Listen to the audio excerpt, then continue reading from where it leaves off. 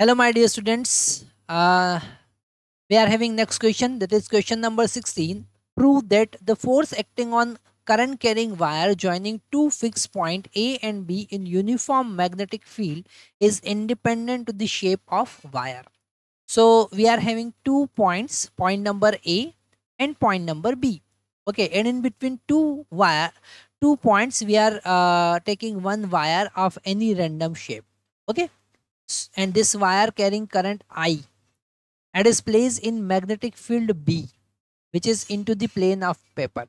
So if you are taking any part on this wire, all part will making angle 90 degree, which is perpendicular to the magnetic field, but the direction of force is variable. As we are moving from one part to another part, direction of force is variable, so we have to do the vector integration. So first we are taking a differential part on this wire. Okay, first we are taking a differential part on this wire, so that is a dl vector. That is dl vector. So the differential force on differential part df is equal to I dl vector cross b vector. Okay, now if you are doing the integration both side, okay, so the net force on this wire is equal to I is a constant, so you can take outside the integration, and this b also kind of constant. Okay, so this dl vector, and whatever this dl vector cross the magnetic field b. Now what is this integration of dl vector? That is the vector sum of all differential part. Okay, it is the vector sum of all differential part. Okay, all differential part. So if we are just taking the vector sum of all differential part, it will be the displacement from this A to B. This is the shortest path, that is this L vector. It can written as L effective, the effective length vector. Okay, so you can write the net force F vector.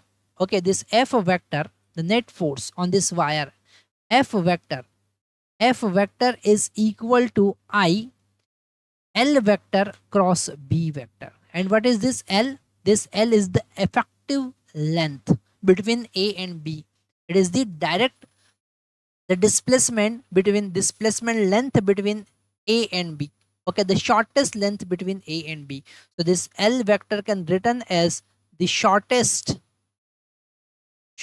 length vector between A and B. Okay, so whenever any kind of random, any kind of irregular shaped wire plays in uniform magnetic field, so what we have to do, we have to connect the end point. Like we are taking one example. If you are taking one circular coil, and this circular coil having radius r, okay, having radius r, so what is the shortest length? The effective length between this A and B is equal to 2r. Okay, so this L here is equal to 2r. So the magnetic force F is equal to I into 2r into magnetic field B. Okay, if this current I is flowing in this wire and magnetic field is into the plane of this paper. Okay, and what is the direction of this force? By taking the vector cross product of this L vector and magnetic field. So this is magnetic field, this is L vector. So the magnetic force will be vertical upward. So by taking simple the cross product of effective length and the magnetic field, we can find the direction of the magnetic force on complete wire. Okay, now we are taking another example, example number 2.